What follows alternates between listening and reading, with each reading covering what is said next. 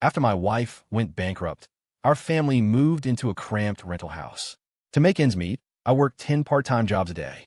The day before our daughter's birthday, she was still out with me in the bitter wind, delivering food.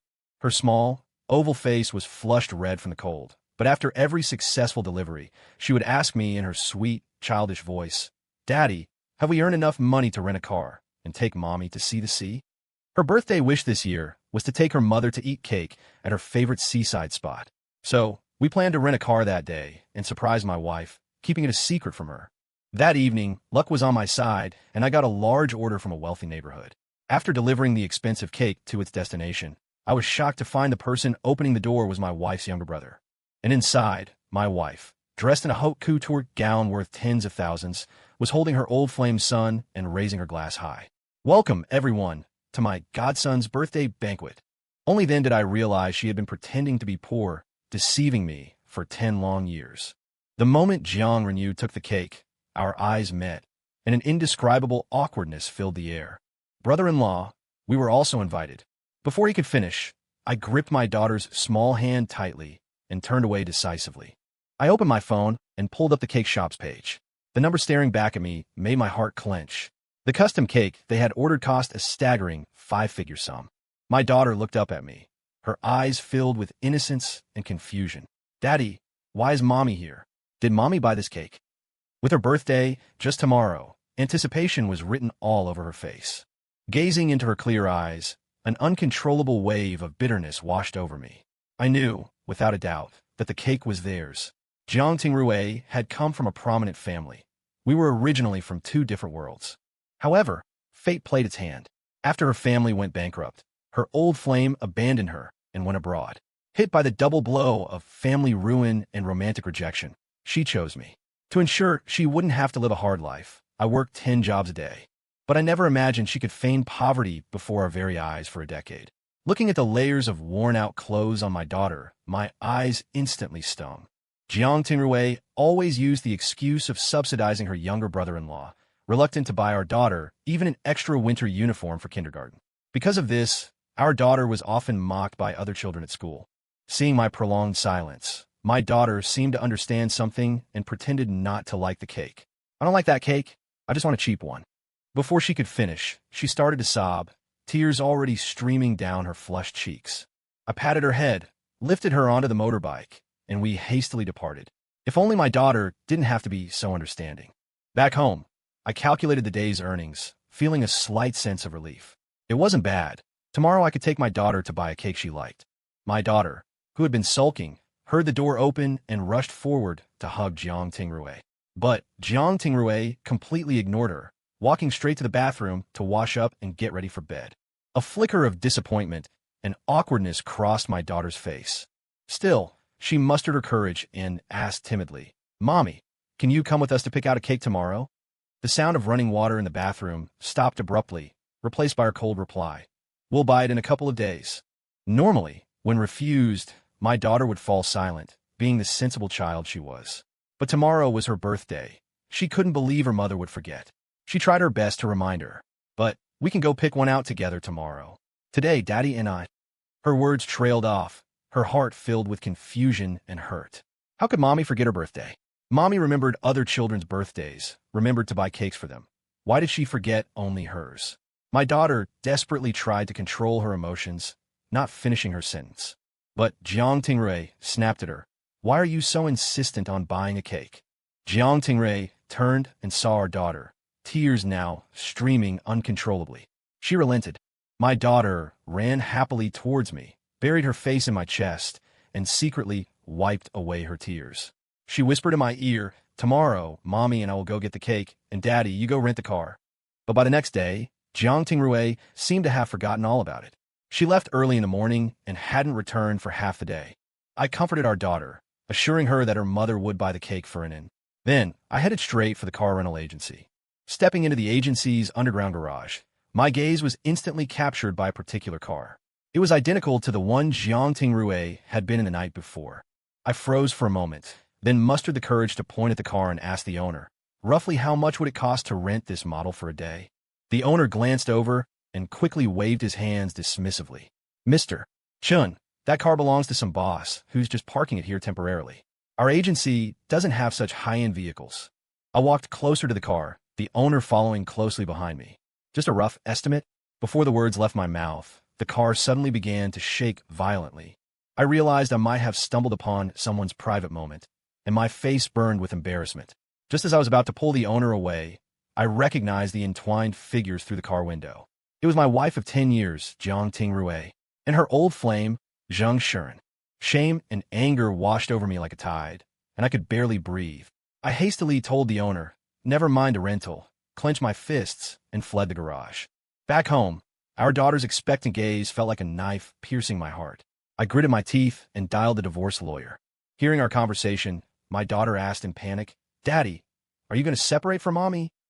Though young, she had already grasped from my phone call that I intended to leave Jiang Tingrui. Desperately suppressing my emotions, I knelt down and asked her, "If we separate, who wouldn't choose?" The moment I asked, I regretted it. I felt too cruel. Even if she was mature for her age, I shouldn't have been so direct. Hearing the question, she pressed her lips together lightly, trying to appear calm, but her trembling voice betrayed her. "Daddy, don't you want me anymore? Anan doesn't want the cake, and I don't want you to rent the car either." My daughter was always so sensible it broke my heart. Faced with this situation, her first reaction was actually to think she was the reason I wanted to separate from Jiang Tingrui. I gently held her in my arms and said with difficulty, "It's not your fault, but if you go with Mom, perhaps things will be better for you than with Dad." Hearing this, she could no longer hold back her emotions and began to sob softly in my arms. "No, give Mom another chance, okay?" I knew she was still hoping her mother would bring the cake home and that we could reconcile. I didn't want to spoil her mood again on her birthday. So, I nodded in agreement. When evening came, Jiang Tingrui returned home, but she only carried a set of clothes. She hadn't brought the cake our daughter wanted. Not only had she completely forgotten about it, but she also casually assigned me a task for the next day. Deliver this set of clothes to Wanju building tomorrow. The delivery fee someone's paying isn't small. I picked up the clothes. The style was clearly Zheng Shuren's. I finally snapped, my voice so loud it startled even me. "You were out all day, and this is all you brought back?" She looked utterly bewildered, as if my anger was completely unprovoked. "Are you crazy? Why are you yelling at me like that? I found you a gig, and now I'm wrong." I smiled bitterly, tears almost welling up. "What about our daughter's cake?"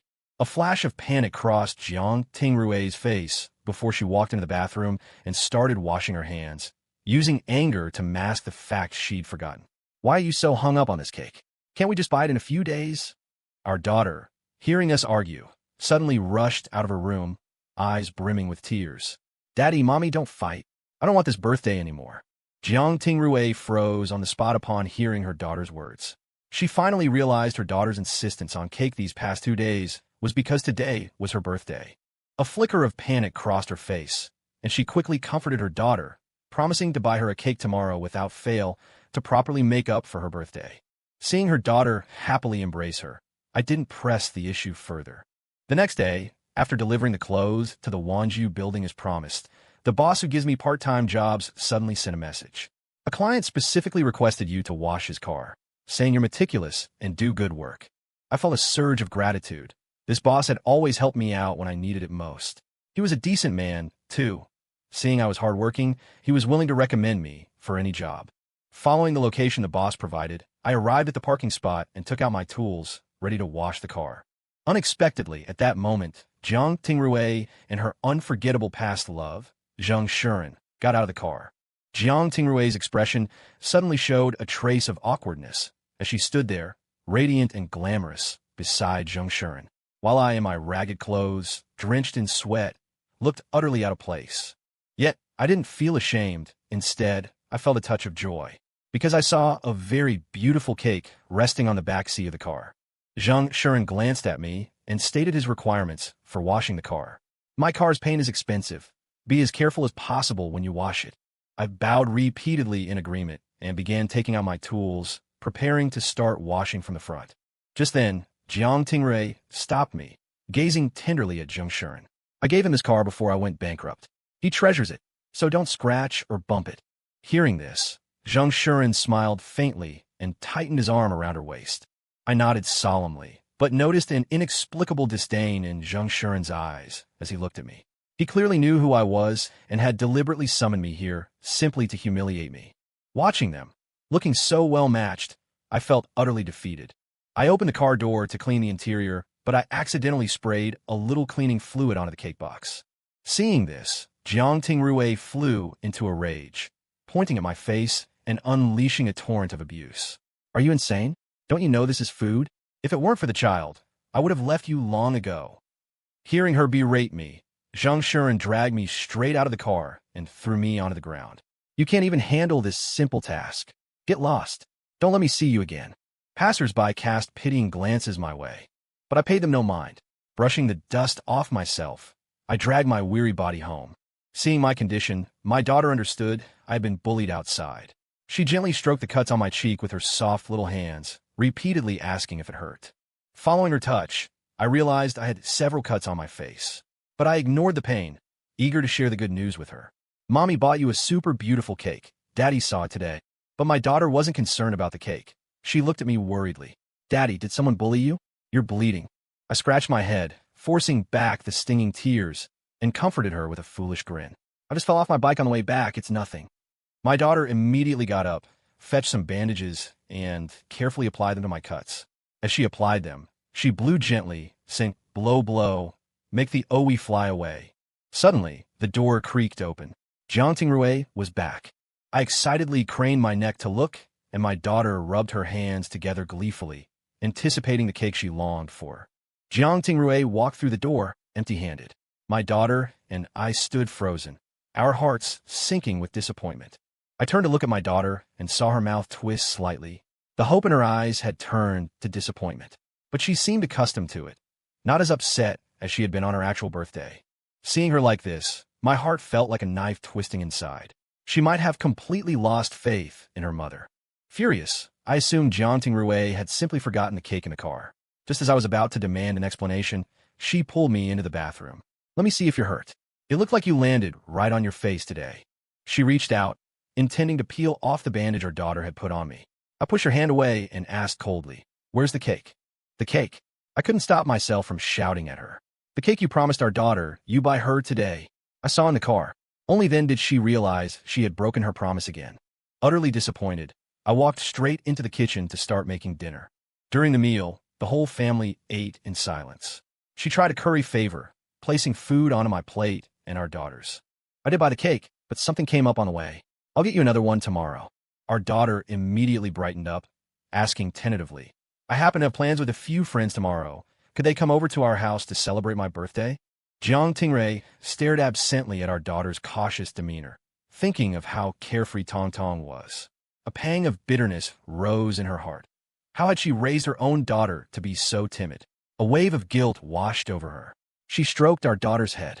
Invite them all. Happily, our daughter took me out to buy fruit and snacks. She even paid with the allowance money she had saved up bit by bit. The next day, she pulled me out of bed early to welcome her friends. Before long, many parents arrived with their children. Everyone mingled harmoniously, but the cake Jiang Tingrui had promised never arrived. Our daughter started to get anxious, fiddling nervously with her hands. My breathing grew shallow. I silently prayed that Jiang Tingrui wouldn't let our daughter down again. By the time everyone had eaten their fill and was ready to wish our daughter a happy birthday, Jiang Tingrui still hadn't answered my calls. Seeing the embarrassed, pleading look in my daughter's eyes, I asked another parent to help lead the birthday celebration while I went straight to Zheng Shuren's house to find her. Before I even reached the gate, I saw her from afar, Jiang Tingrui strolling with her godson cradled lovingly in her arms. Her face was filled with such affection, as if that child were her own flesh and blood. I couldn't help but think of our daughter, whose own mother didn't even care about her belated birthday celebration. I was just about to go over and confront her. Unexpectedly, Zheng Shuren appeared with security guards and had me forcibly removed from the residential complex. He looked down his nose at me contemptuously, ordering the guards to dump me at the entrance like trash. Get Jiang Tingrui out here. What's happening today is very important. Zheng Shuren walked straight up and punched me, saying smugly, what could possibly be important in that broken home of yours?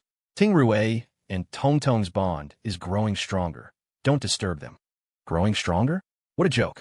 Suddenly, I remembered our daughter, neglected back at home. I ran back home like a madman. Unen's birthday song was already missing her mother's voice. It couldn't lack mine as well. Paying no mind to the sweat soaking through my clothes, I rushed home, only to be met with a scene that filled me with immense guilt. My daughter, who should have been happy, was crying with her head bowed. The other children were asking unhappily, "Are you a liar? Your family can't even afford a cake." Seeing me arrive, the parents quickly apologized and left one after another with their children. My daughter sobbed in my arms. She understood. Jiang Tingrui had broken her promise yet again. Curled up small in my embrace, she whispered weakly, "Daddy, I don't want mommy anymore."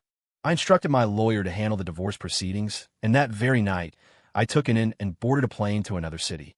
Jiang Tingrui walked along the street, browsing cake shops one by one, but felt that the ready-made styles lacked the sophisticated elegance of a custom order. After a moment's hesitation, she called Zheng Shuren. "Could your friend's custom cake shop rush an order?" Within 2 hours. She'd thought long and hard before giving this time frame. It should be enough time to pick up the cake and go straight home to surprise Anin. There was a hint of panic in Jiang Tingrui's voice. She couldn't break her promise this time. After all, Anin had already invited many little friends over to celebrate. Zheng Shuren paused for a second, then said nonchalantly, "Sure. Why don't you come over to my place for dinner first? Tong Tong said he misses you. Finish eating, and the cake can be conveniently delivered right here." Hearing this, the worry weighing on Jiang Tingrui's heart finally lifted. After agreeing, she quickly picked out a birthday gift for Anin and hurried to Zheng Shuren's home. From a distance, she saw Tong Tong and Zheng Shuren waiting at the door to greet her. The moment Tong Tong spotted the gift in her hand, he jumped up excitedly. "Godmother bought me another designer toy figurine. You always guess exactly what I like." Tong Tong grinned, so widely his eyes narrowed into slits. Just as Jiang Tingrui was about to explain, it was for Anin. Zheng Shuren had already taken the gift. "The whole wall is covered with the designer toys you bought him. Tong Tong treasures them." Jiang Tingrui stared at the wall full of gifts, momentarily lost in thought. She suddenly realized she seemed to have never bought Anin any gifts, nor did she even know what her daughter liked. At the dinner table, Jiang Tingrui was preoccupied, constantly glancing down at the time. As soon as the cake arrived, she immediately stood up, ready to leave. Seeing this, Zheng Shuren promptly said to Tong Tong, "Have Godmother help you with your craft for a bit."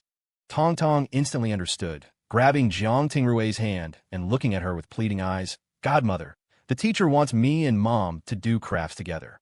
Can you teach me first, please?" Jiang Tingrui was momentarily flustered, only managing to gently stroke his head and coax him softly. "Godmother will come over tomorrow to do it with you. I have something important today." Tong Tong's eyes instantly reddened, and he clung tightly to her hand, refusing to let go.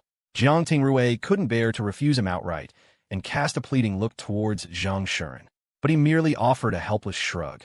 Jiang Tingrui sighed, reaching for her phone to send Chun Xinjiang a message. But her phone was gone. She searched frantically, only to look up and see Zheng Shuren watching her nonchalantly. Their eyes met, and understanding dawned on her. She reached directly into Zheng Shuren's bag and pulled out her phone. She shook off Tong Tong's hand, grabbed the cake, and walked out. Jiang Tingrui had always poured her heart into caring for Tong Tong, giving him motherly love, companionship, and even money. Yet, Zheng Shuren and Tong Tong never felt it was enough. They always wanted more. Meanwhile, her own daughter, Anin, was often neglected by her. Even when Anin needed something, if it wasn't met, she wouldn't ask again, never making a fuss or causing trouble. Only at this moment did Jiang Tingrui realize how selfish she had been. She had given all her love to others, yet expected her own child not to be demanding. A knot of frustration tightened in her chest. She unlocked her phone, intending to call Anin and soothe her. However, what greeted her eyes were numerous missed calls and a divorce agreement sent by Chun Xinjiang's lawyer. For the first time, the words divorce agreement struck her as incredibly jarring. A sudden ominous feeling washed over her. After getting out of the car, she was in such a panic that she almost forgot the cake. She looked up at her darkened home and asked the security guard with a trembling voice, "Weren't they celebrating a birthday in that apartment? Why are the lights off?" The security guard glanced at the cake in her hand, speechless. Everyone left because his family couldn't even afford a cake. Before Jiang Tingrui could speak, the guard recognized her. "You're the mother from that family, aren't you? Dressed like this, I almost didn't recognize you." The guard looked at Jiang Tingrui, a hint of sympathy in his voice. "Seeing you like this, rent shouldn't be an issue, right?" So why are the child and her father moving out in the dead of winter? Jiang Tingrui felt a sudden wave of suffocation. She finally understood. This time, they were truly disappointed in her. She had meant to tell them the truth. But the moment Zheng Shuren returned, she had been swept away by the love she had never received before. She had promised Zheng Shuren that even if she married, her heart would always belong to him. Even after Zheng Shuren married someone else, due to his family's declining fortunes, she could never let go. For 10 years, she had forced Chen Xingjian to work himself to the bone to subsidize her own family, never even caring about his health. Even her family, unable to endure the hardships after their own bankruptcy, constantly demanded things from Chen Xingjian until it became an entitled habit. A wave of horror washed over Jiang Tingrui as her brother Jiang Renyu's words suddenly echoed in her mind. As long as you ask brother-in-law for money, he'll work himself to death to earn it. At this moment, those words felt like a thorn stabbing deep in her heart. She rushed violently into the darkened rental house, only to find no trace of her daughter or husband inside. Her heart plummeted. With trembling hands, she flicked on the light. The room was utterly silent. The door to her husband and daughter's room was slightly ajar, but she lacked the courage to step inside. She was terrified the guard was right, terrified that pushing the door open would reveal nothing but an empty room. She tried calling her daughter's name a few times, but the familiar, childlike response never came. At that moment, she finally realized they had truly left. She sat stunned on the cold floor, tears spilling uncontrollably from her eyes. Just then, her phone vibrated. Her heart leaped, thinking it was Chen Xingjian calling back. She hastily picked it up, only to see the caller ID was her brother. "Sis, what's up with Chen Xingjian? Usually, when I text him for money, he sends it within a day. Why is it so slow this time? Tell him to pick up more jobs." Jiang Tingrui remained silent, unsure how to explain the current situation. On the other end, her mother chimed in, "Marrying you was the luckiest thing that ever happened to him. He should be eternally grateful. My mahjong money is almost gone. Tell him to send the funds quickly." The clatter of mahjong tiles could be heard from her mother's side, yet her vicious remarks about Chen Xingjian didn't cease. "Working 10 jobs a day really brings in the money, huh? Sending us huge sums every time, though it's still a bit short for our family. If he can't cough it up, just make him work more jobs. It's not my money anyway. I don't care if I win or lose." Listening to these words, Jiang Tingrui felt a sharp pang in her heart. Only now did she realize that Chen Xingjian worked so many jobs, yet their daughter still wasn't properly fed or clothed, all because of these endless demands. And she herself had never paid attention to any of it, content only to immerse herself in a facade of maternal warmth with Tong Tong, lost in false tenderness. Unwilling to hear her family slander Chen Xingjian any further, she hastily hung up the phone. She finally understood. She wasn't just an accomplice condoning her family's behavior. She was the one who had hurt Chen Xingjian and Unin the most. As the full weight of the decade-long exploitation she and her family had inflicted upon Chen Xingjian and his daughter dawned on her, she couldn't stop trembling. They had really left, driven away by her own indifferent attitude. She picked up the divorce agreement from the table, watching Chun Hongjin's forceful signature until the sky began to lighten. Her phone vibrated again. Jiang Tingrui answered with a vacant gaze, remaining silent for a long time. From the other end came Zheng Shuren's unconcealed joy. "Tingrui, Tong Tong rearranged the ornaments you bought him. He wants you to come over and see how it looks." A wave of irritation washed over Jiang Tingrui, and she replied coldly, "I don't want to." Zheng Shuren instantly sensed something was amiss and prompted Tong Tong to speak. "Godmother, do you not like Tong Tong anymore?" Tong Tong, hearing no reply from the other end, began to sob. Jiang Tingrui suddenly found Tong Tong grating. Why couldn't he be well-behaved like an in? She had already spent far too much time on this father and son, yet why were they still not satisfied? When she gave Tong Tong and Zheng Shuren designer clothes, she would always remember the chapped faces and hands of Chun Hangjian and Unin from the cold. When she gave Tong Tong a custom-made cake, she would always remember that Unin had never even had a single bite of her own birthday cake. She felt increasingly sorry for the father and daughter. But by the time she realized all this, it was too late. She had already lost Chun Hangjian and Unin. A voice inside told her she didn't love Zheng Shuren. It was merely because she had never had him. Her feelings for Zheng Shuren were just an obsession, a fixation from the past she wanted to fulfill. The one she truly loved were Chun Hangjian, who had shared hardships with her daily, and Unin, who waited for her to come home every day.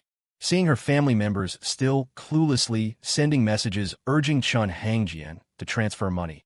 Jiang Tingrui felt a surge of fury. She rushed home, panting, demanding her family find the records of Chun Hongjian's remittances. Her mother, busy playing mahjong, waved her hand dismissively, telling Jiang Renyu to show her. Jiang Renyu pulled out the transfer records. Each transfer amount was just numerous small sums of 1 or 200 yuan.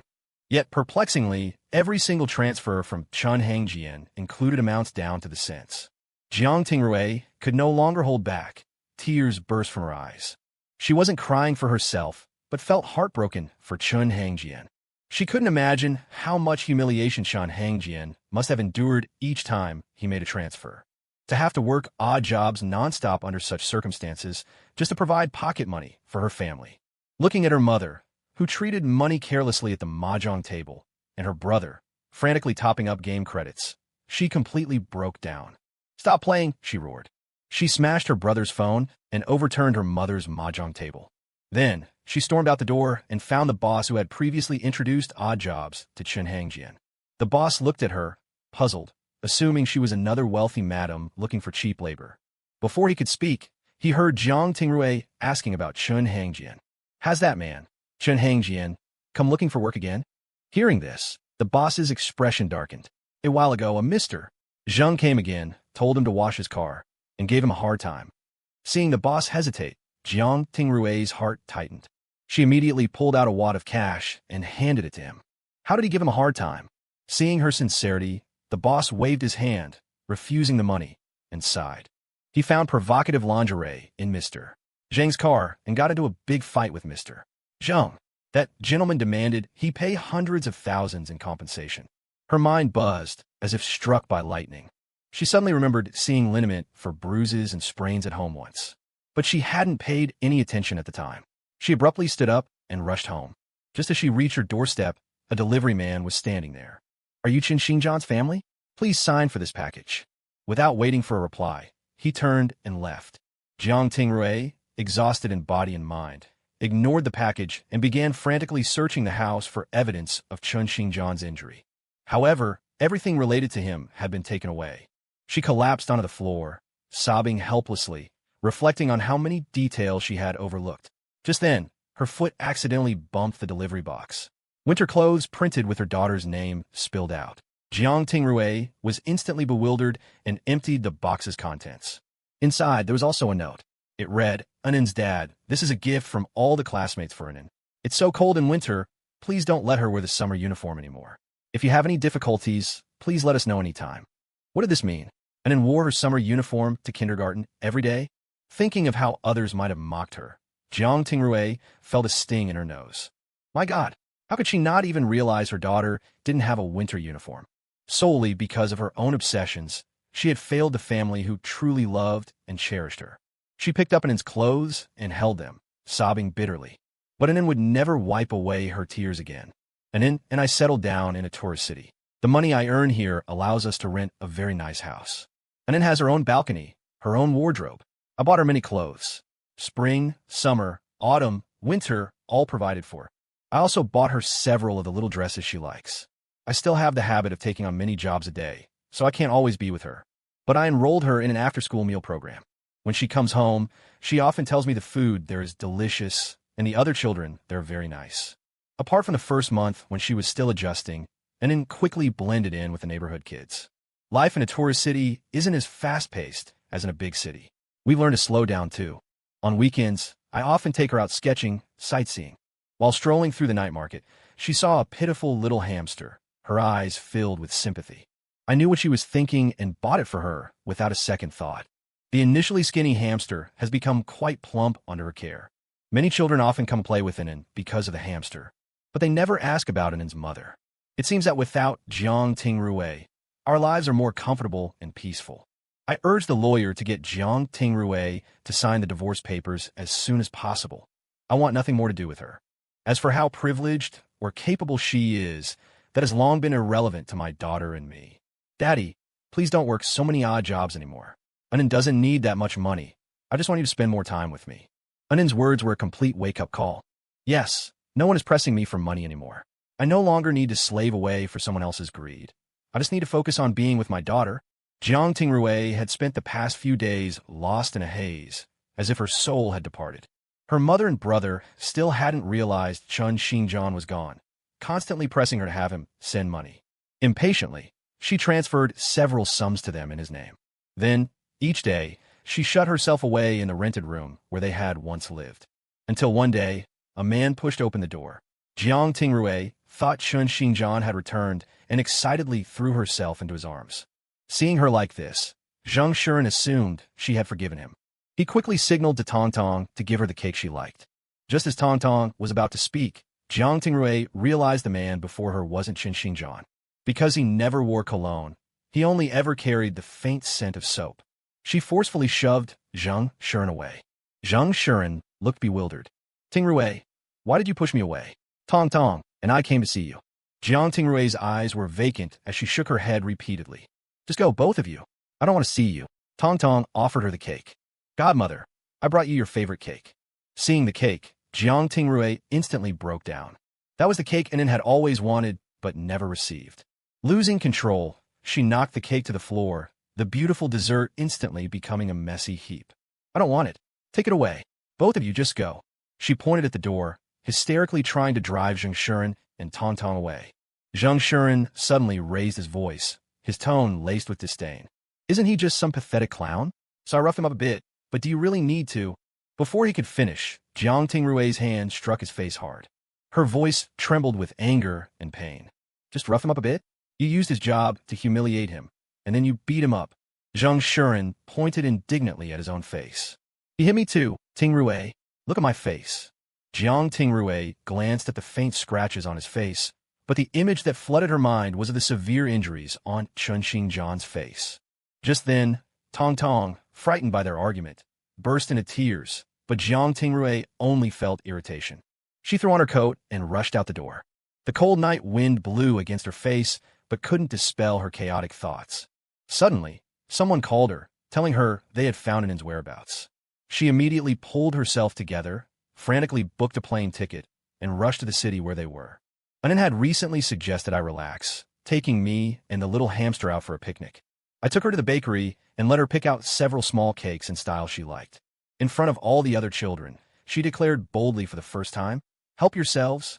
If it's not enough, my daddy will buy me lots more cake." Seeing her confident demeanor now, I felt deeply gratified. The timidity and low self-esteem that once marked her face had vanished, replaced by an abundance of happiness and joy. It was at this moment that Jiang Tingrui appeared before us. She watched from afar as the daughter who was once timid now stood confident and bold. Yet somehow, she couldn't bring herself to approach. She stood there like an outsider, utterly out of place amidst this happiness. Seeing her, I took the initiative and walked toward her. "Have you signed the divorce papers?" Hearing my words, Jiang Tingrui felt a sting in her nose and instantly burst into incoherent tears. "I'm sorry to you, Anin." I looked at her coldly. She certainly had wronged us, but I wouldn't accept her apology either. "I don't need your apology, nor do I have any designs on your assets. I only want Anin." Jiang Tingrui shook her head. "I can help you live a better life. Could we perhaps?" Before she could finish, I interrupted her. "No, this is non-negotiable. If you're unwilling to sign, then I'll proceed directly with legal action." Her eyes widened as she stared at me in disbelief, her voice unconsciously rising. "Chun Xingjian, I already know I was wrong. You still want to divorce me? Anin can't be without her mother." I gave a cold laugh. A mother like that is useless anyway. While Jiang Tingrui was on the plane, countless possibilities ran through her mind. She imagined herself lowering her head in apology, that I would soften, that I would give her another chance. The one thing she hadn't considered was that when she truly lowered her proud head and pleaded desperately, I remained utterly unmoved. Seeing my stern, impartial demeanor, she began to panic. "Xingjian, I'll be a good mother to Anin from now on. I beg you, don't let this family fall apart." When I didn't respond, she knelt directly before me and continued her apologies. "I shouldn't have contacted Zheng Shuren behind your backs. I shouldn't have treated our daughter differently, neglecting her wishes. And I especially shouldn't have let you work multiple jobs to subsidize my family. You can hit me, you can curse me, just don't disappear with Anin." Her voice grew softer and softer, until she was nearly choked with sobs. I thought hearing her confession might stir some leniency within me. But I was wrong. Instead, my heart was as still as water. If her future atonement alone could erase the pain within Enin and me, then we would truly be selling ourselves short. Enin, not far off, saw someone kneeling before me and ran over worriedly. Daddy, is someone bullying you again? Before she could finish, she recognized Jiang Tingrui. She instantly hid behind me, bewildered, unsure how to face her mother. Seeing the previously confident and poised Enin suddenly become timid and hesitant before her, Jiang Tingrui felt a sharp pang in her heart. She realized she hadn't fulfilled the true responsibilities of a mother. Trembling, she reached out to Enin, her voice pleading. It's Mommy, Enin. You've gotten chubbier. Come let Mommy see. When Enin didn't speak, she suddenly took a small cake from her bag. Mommy bought you a cake. Although this one's a bit small, I'll take you to buy a big one later, okay? Enin looked to me for help, shaking her head. I gestured for her to tell her mother her own thoughts. Mommy, Daddy already bought me lots of them. I can't eat anymore. You don't need to waste money on me. Jiang Tingrui scrambled to her feet, her tone urgent. It's okay. If you can't eat it now, Mommy will buy you more later. Mommy has money now. I could buy you anything you want. Enin gripped my hand tightly, her voice childish yet firm. But Mommy used to buy things for other children. Enin doesn't need Mommy now. If other children need a Mommy, then Mommy should go find them. My daughter looked up, meeting my gaze, her previously sad face brightening with a sunny smile. Daddy can give me everything. I just want to be with Daddy. With that, Enin pulled me away. Watching her small yet determined back, I couldn't help but feel a sense of relief. It seemed I had raised her quite well on my own after all. From that day on, Jiang Tingrui settled down in the city. Every day, she went to the after-school meal program to bring Enin extra food. Everyone praised Enin for having such a good mother. When Enin took her hamster out to play with other children on weekends, she would help watch over it. To curry favor with Enin, she bought a series of cages and treats for the hamster. I felt rather helpless about this. She was, after all, Enin's biological mother. I couldn't just drive her away.